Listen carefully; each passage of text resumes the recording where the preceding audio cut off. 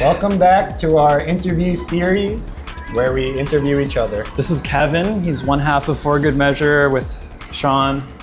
Who's Kevin? Gun to your head, you have to write a bio about yourself. I'm a graphic designer. Okay. I met Kevin first at school at the imaging lab. Right. And I think we also bonded over being in a band. Growing up Asian, there's just like a lot of things that we like bonded over very quickly. So yeah, back in the school days, what was your mindset towards design?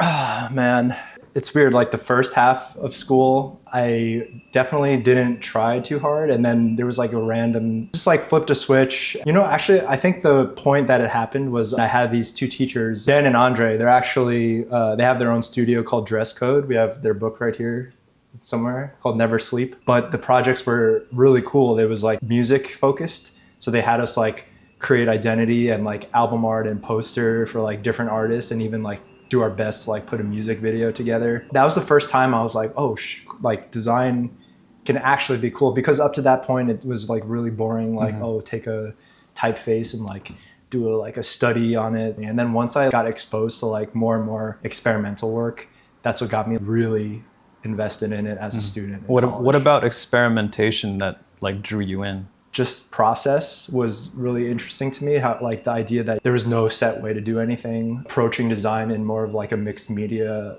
format, things not needing to be legible, like approaching it from like a more artistic lens made me more excited about it. Do you think you have like just by nature you're more drawn to open-ended, more imaginative, like things that have like more potential rather than like rigid like structure? Definitely. Even with listening to music, I'm always looking for things that are like pushing me a little bit, whether it means catching me off guard, being uncomfortable to listen to or even look at in terms of design. And I think it made me interested in investing and exploring that myself. Where is the line? Where does it become too over the top funny that it becomes cheesy? When is it too experimental to the point where it's like meaningless to anybody? Trying to understand that was like very important to me as a student, where like rules didn't matter at that point. I'm sure it comes from like being rebellious as a teenager. Going back to teenage Kevin, do you remember when you decided to pursue graphic design? I didn't really know what graphic design was. Like you, I drew like skateboarding logos. I like collected stickers. I had like tons of like posters. I like drew like logos for the band Chao and I was in. I was already doing it without fully understanding what it was. Yeah. Like in high school, I was like, oh, I could get paid for just like doing like drawing, and like it seemed like a version of fine arts where you can make money. Would you say there was a moment, maybe early in your career, job or internship, that helped shape your view of what good graphic design was? That moment I said in school was like the biggest turning point. But then like as I continued working at Carlson Wilker. For those who don't know, could you give a little summary of Carlson Wilker and what they're all about? They're a small studio, a German guy and an Icelandic guy, Jan and Hjalti, who came together and made their own studio. And then they like proceeded to lean into humor as like a championing aspect to their workflow and their process. It ranges from like clean to crazy experimental, but I think the through line is like the lightheartedness in its philosophy and approach, almost like design shit posting, but in a way that's refined. But then when I worked there and like being in that setting where I had a boss who was kind of like egging you on to make stuff look crazy and like non-functional. Not to say that that's their like prerogative as a studio, but I think it's more about like the mentality of what can we put out there. I've noticed like a pattern of kind of like humor. There was always like a thirst to like make this kind of like not too serious, or like what if we did this and it would be like so ridiculous that would be kind of the driving force. Is that kind of what you're touching on with the Carlson Wilker, or did you have it before you even started working with them? I think I was into it before starting to work with them, but I think seeing their work as a student was inspiring, because I'm like, this can exist in this form like out in the world and be a brand for a very recognizable or high profile institution. The idea of like leaning into absurdity has always been like pretty interesting to me. Like Nathan Fielder's like one of my favorite comedians. Kind of going back to what we were saying before, like pushing the envelope and like testing limits is just always something that's been really interesting to me in like all creative aspects. How do you think about like design as being like functional and doing its job, and like design that brings an element of unexpected? Because I think you kind of respect both, right? Like you would argue for both, actually. Yeah.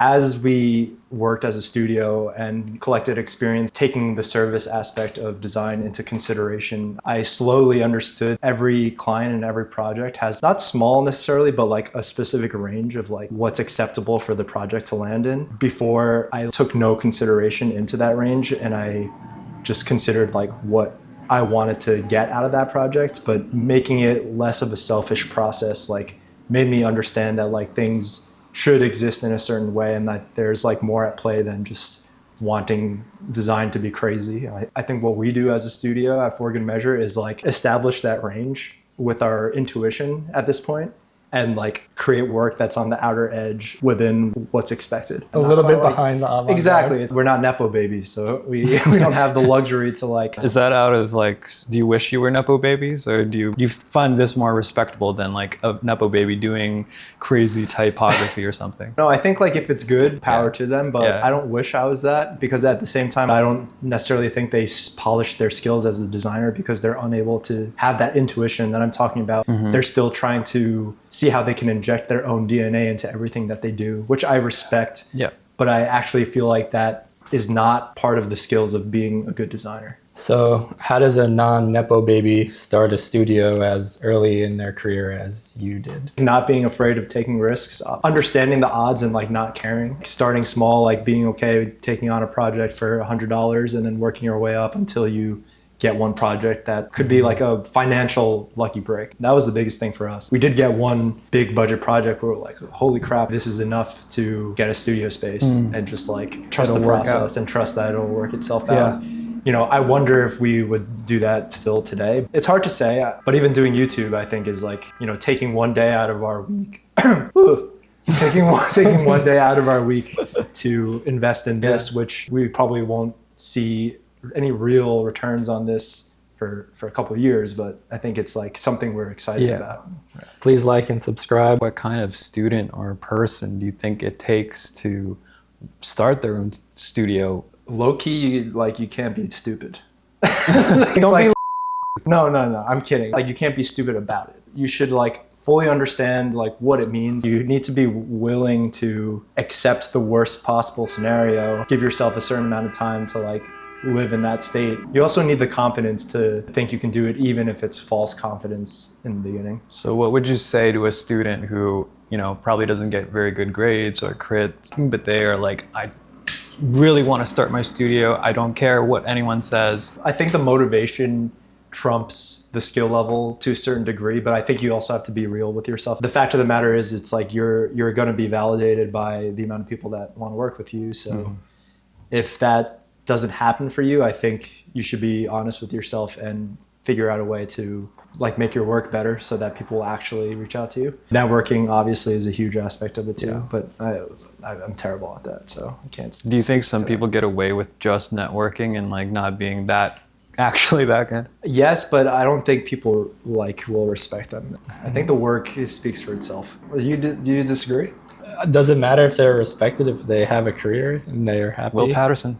I was even thinking when we worked at Google, there were some people, all they did was like tinker with some hardware. Yes, and like cool, he has a job at Google, but like, did we respect him? At the end of the day, you can't take respect to the bank.